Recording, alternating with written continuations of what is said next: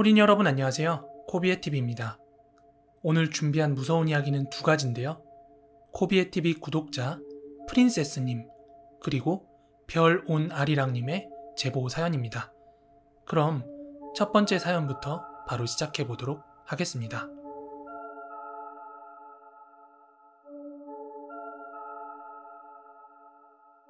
이건 제가 아는 언니의 지인의 이야기인데요.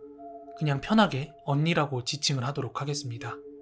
그 언니의 남편분께서 강아지랑 고양이를 엄청 좋아하셨어요. 그래서 길에 버려진 강아지나 고양이들을 보면 밥을 챙겨주기도 했고, 또 아파서 시름시름 앓는 애들을 보면은 그냥 지나치는 법이 없었대요. 항상 그런 아이들을 발견하면 집에 데려와서 치료도 해주고 또 예방접종까지 다 시킨 다음에 재분양을 시키고 그러셨나봐요. 언니네 집엔 이미 강아지만 2마리, 고양이가 4마리나 있었는데도 말이죠. 언니도 그걸 이해하고자 했지만 점점 지쳐가고 힘들어져 가고 있었던 거죠.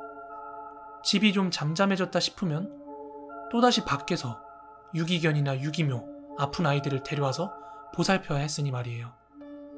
그러던 어느 날 남편분이 버려진 길고양이 한 마리를 또 데려오신 거예요.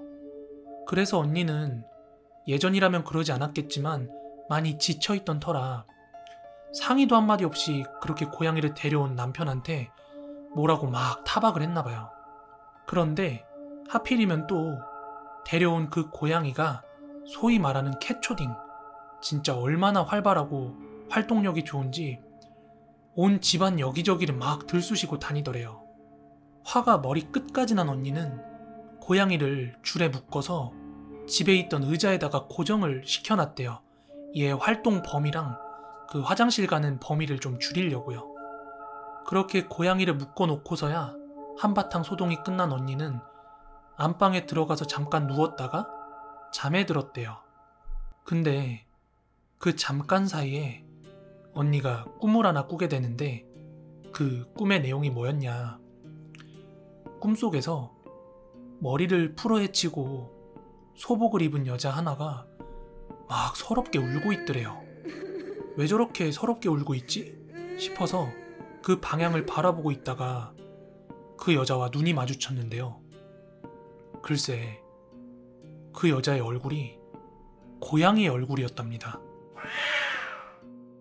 소복과 풀어헤친 긴 머리, 그러니까 여러분들이 알고 있는 그 처녀 귀신의 모습이 맞는데 딱 얼굴만 고양이의 모습을 한 그 여자가 막 서럽게 울면서 나한테 왜 그랬어? 나한테 왜 그랬어? 갑자기 이렇게 막 소리를 치길래 언니는 그 소리에 놀라서 화들짝 잠에서 깨게 됩니다. 그렇게 놀란 가슴을 진정시키고 있었는데 갑자기 거실에서 남편의 다급한 목소리가 들려오더래요. 자기야, 여기 묶어놓은 고양이 죽었어! 이러면서요. 너무 놀라서 거실로 뛰쳐나가봤더니 아까 전에 그 줄에 묶어놨던 고양이가 이리저리 막 움직이다가 그 줄에 목이 졸려가지고 이제 목숨이 끊어져 있었던 거예요.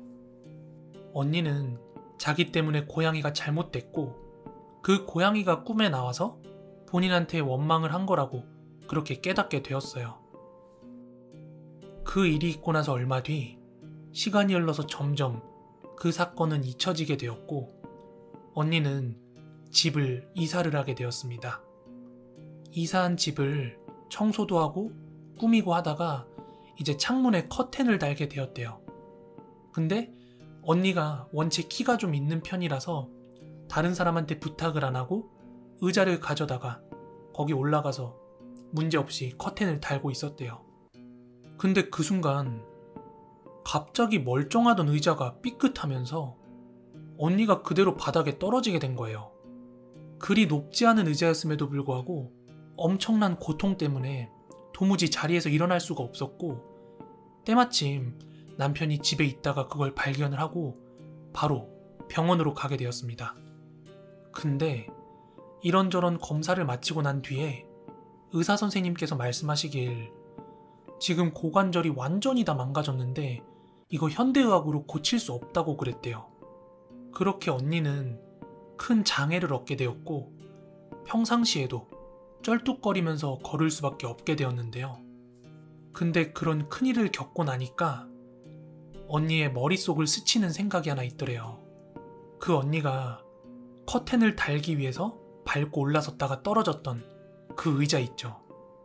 그 의자가 바로 고양이와 줄과 함께 속박을 해놨던 바로 그 의자였던 거예요. 그렇다면 그 고양이가 언니한테 복수를 한 걸까요?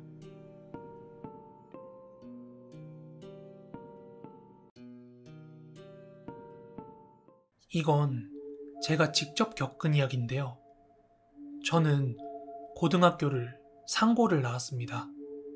그때가 고등학교 1, 2학년 때로 기억을 하는데 학교 학생들은 이미 다 하교를 한 상황이었어요.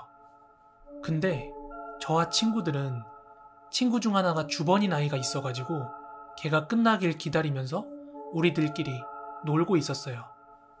상고다 보니까 수업 마치면 다들 교문 나가기가 막 바빠가지고 그때 당시에 저희 반 안에 모여있던 아이들이 한 5, 6명 정도밖에 없었습니다.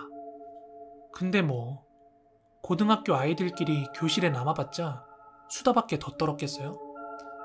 그러다 보니 심심했던 친구 하나가 분신사바를 하자고 제안을 하더라고요. 그래서 같이 있던 친구들 중 그 누구 하나 거절하지 않고 호기심에 다 같이 분신사바를 시작하게 되었습니다. 저희는 빨간 볼펜을 꺼내서 종이 위에 동그라미, X자를 그려놓고 숫자를 1부터 10까지 적어놓고는 거기 있던 친구들 중 2명이 펜을 맞잡고 분신사바를 시작했어요. 분신사바, 분신사바, 오이떼 구다사이. 분신사바, 분신사바, 오셨나요? 그렇게 저희의 첫 번째 질문에 잠시 멈춰있던 펜. 그러다가 서서히 그 펜이 동그라미 쪽을 향해 가더라고요. 그 대답에 저희는 남자냐 여자냐, 나이는 몇 살이냐 이렇게 연이어 물어보게 됐고 그 빨간 펜은 저희의 물음에 뭐 거침없이 종이 위를 다니면서 대답을 해줬어요. 근데 그걸 보고 있자니 이거 혹시 저 펜 맞잡은 2 친구가 짜고서 움직이는 거 아니야? 이런 의심을 지울 수가 없더라고요. 그래서 그 당시 학생들이 하나로 교통카드라는 걸 썼는데 거기에 적힌 카드 번호가 정확히 기억은 안 나는데 10자리인가 12자리가 적혀 있거든요. 그 요즘 쓰는 신용카드 고유 그 시리얼 넘버처럼요. 근데 그 교통카드에 적힌 일련 번호를 일일이 다 외워갖고 다니는 사람이 없잖아요. 그래서 저희는 당시 펜을 맞잡고 있던 2 친구를 제외하고 그 주변에 있던 친구 아무나 한 명을 찍어서 혹시 저 친구가 가지고 있는 하나로 교통카드 맨 뒷자리 번호를 알고 있느냐 이렇게 물어봤더니 펜이 동그라미를 향해서 가더라고요. 그럼 그 숫자를 알려주세요. 그렇게 저희가 뭔가 테스트하듯이 질문을 던졌더니 그 볼펜이 진짜 일말의 망설임도 없이 숫자 하나 위로 가서는 동그라미를 미친듯이 막 그리는 거예요.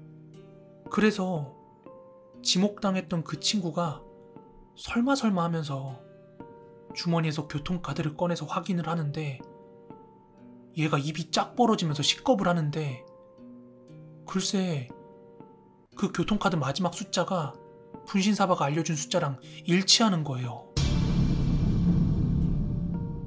거기에 있던 친구들 모두가 너무 놀라서 이거 중단해도 되냐고 물어보지도 못하고 볼펜 집어던지고 책가방 싸가지고 학교 밖으로 도망쳐 나왔어요.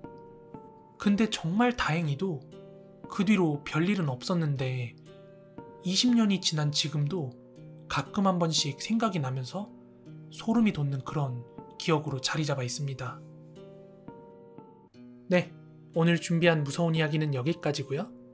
여러분들이 겪으셨거나 알고 있는 무서운 이야기들 요 하단에 보이는 카카오톡 그리고 이메일로 많은 제보 부탁드리겠습니다. 그럼 저는 내일 더 무서운 이야기로 찾아오도록 하겠습니다. 구독, 좋아요 눌러주시는 거 잊지 마시고요. 그럼 모두 좋은 밤, 좋은 아침 되시기 바랍니다. 감사합니다.